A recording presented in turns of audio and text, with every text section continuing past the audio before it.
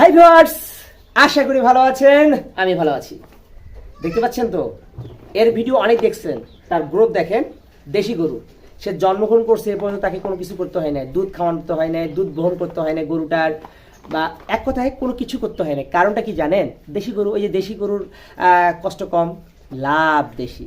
আমরা কি করি? আমরা ক্রস বিদেশি লাগাই, অনেক নতুন খাবারই কি হয়, লস খায়। তাই দেশি গরু কিনুন, দেখবেন যে অনেকটাই লাভজনক হবে। যাই হোক ভিউয়ার্স, বাছুরটার বয়স 1.5 মাস হচ্ছে। 1.5 মাস হওয়ার পর কোনো কৃমি দিছি, কৃমি দেওয়ার পর এর আগে একটা কৃমি ডোজ দিছি, সেম মাল্টিভিটামিন খাওয়াইছি। এবার কৃমি দেওয়ার পর একটু আমি জেলটা বাড়াই দিছি।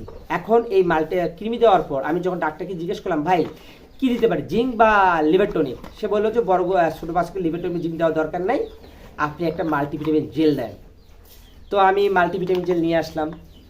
এটা হচ্ছে এমজেল, খুব ভালো একটা কাজ করে।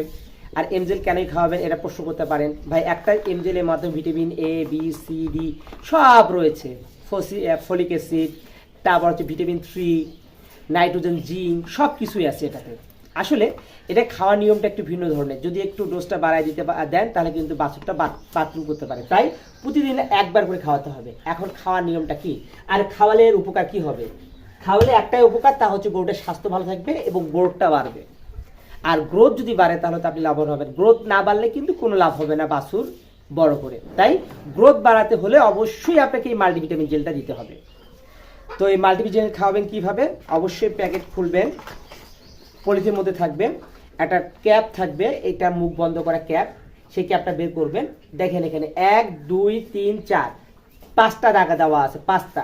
প্রতিদিন 1 দাগ করে খাওয়াবেন, প্রতিদিন 1 দাগ করে খাওয়াবেন। আমি খাওয়াইছি তাই দেখাইলাম না।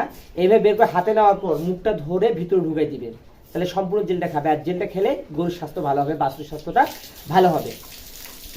আপনি যদি পারেন, এটা কিন্তু বাছুরের 6 মাস পর্যন্ত কৃমি দেওয়ার পর যদি মাল্টিভিটামিনটা খাওয়াতে পারেন তাহলে তো কোনো কথা নাই। ইনশাল্লাহ দেখবেন যে বাছুরের স্বাস্থ্য খুব ভালো হয়েছে, গ্রোথও অনেক বাড়ছে। যদি ভিডিওটি ভালো থাকে, যদি এই ক্ষুদ্র খামারি চ্যানেল নতুন হয়ে থাকেন, চ্যানেলটাকে সাবস্ক্রাইব করে পাশে থাকবেন।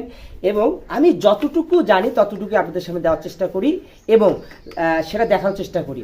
ভিউয়ার্স, আমি কিন্তু মাঝে মাঝে ডাক্তারের পরামর্শ নেই, মাঝে মাঝে নেই না, অটোমেটিক খাওয়াই। কারণ করতে করতে করতে করতে শিখে গেছি, তাই খাওয়াচ্ছি। যাই হোক, যদি ভালো লাগে থাকে প্লিজ চ্যানেলকে সাবস্ক্রাইব করে সাথে থাকবেন।